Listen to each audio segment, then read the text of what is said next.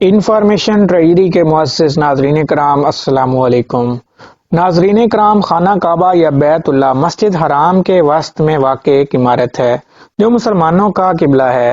اس کی طرف رخ کر کے مسلمان عبادت کیا کرتے ہیں اور یہ دین اسلام کا مقدس ترین مقام ہے۔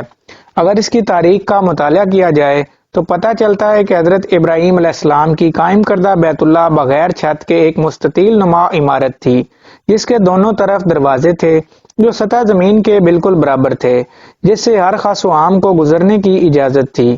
اس کی تعمیر میں 5 پہاڑوں کے پتھر استعمال ہوئے تھے، جبکہ اس کی بنیادوں میں آج بھی وہی پتھر شامل ہیں جو حضرت ابراہیم علیہ السلام نے رکھے تھے۔ ویڈیو میں مزید آگے بڑھنے سے پہلے ویڈیو کو لائک اور چینل کو سبسکرائب ضرور کر دیجیے گا۔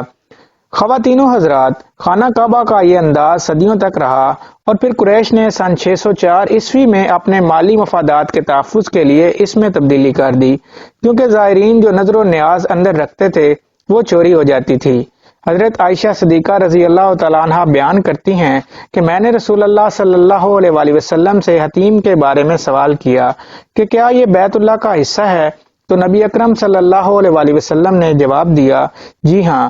حضرت عائشہ صدیقہ رضی اللہ تعالیٰ عنہ بیان کرتی ہیں کہ میں نے پوچھا کہ اسے پھر بیت اللہ میں داخل کیوں نہیں کیا گیا، تو نبی آخر الزماں حضرت محمد صلی اللہ علیہ وسلم نے جواب دیا کہ تیری قوم کے پاس خرچے کے لیے رقم کم پڑ گئی تھی۔ میں نے کہا بیت اللہ کا دروازہ اونچا کیوں ہے، تو نبی اکرم صلی اللہ علیہ وسلم نے جواب دیا کہ تیری قوم نے اسے اونچا رکھا اس لیے تاکہ وہ جسے چاہیں بیت اللہ میں داخل کر دیں اور جسے چاہیں داخل نہ ہونے دیں، اور اگر تیری قوم نئی مسلمان نہ ہوتی اور ان کے دل اس بات کو تسلیم کرنے سے انکار نہ کرتے تو میں حتیم کو بیت اللہ میں شامل کر دیتا اور دروازہ زمین کے برابر کر دیتا۔ ناظرین، حتیم جسے حجر اسماعیل بھی کہا جاتا ہے، خانہ کعبہ کے شمال کی جانب ایک دیوار ہے جس کے باہر سے طواف کیا جاتا ہے۔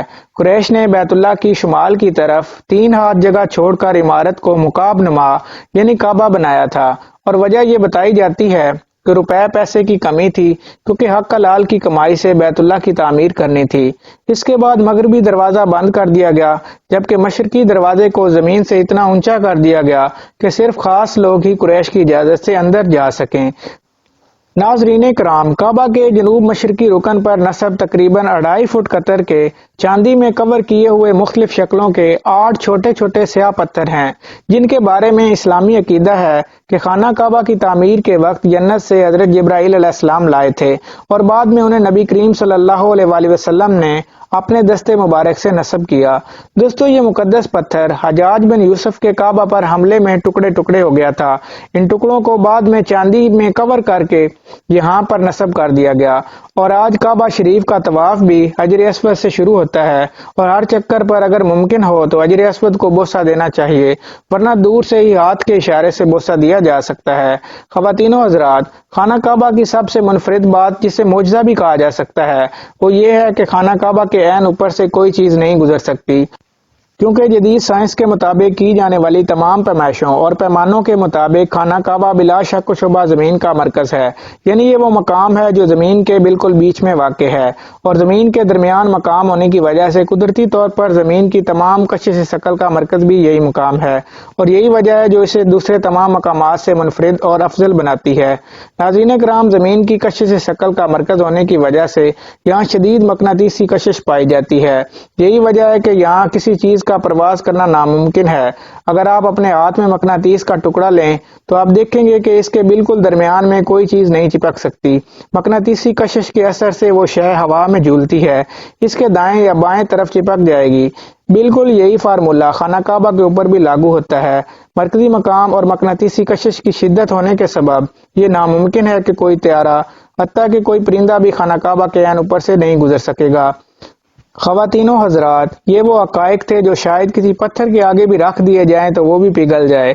اللہ تعالیٰ نے ہر جگہ ہمارے لیے نشانیاں رکھی ہیں، تاہم اس پر غور کریں اور ایمان لائیں۔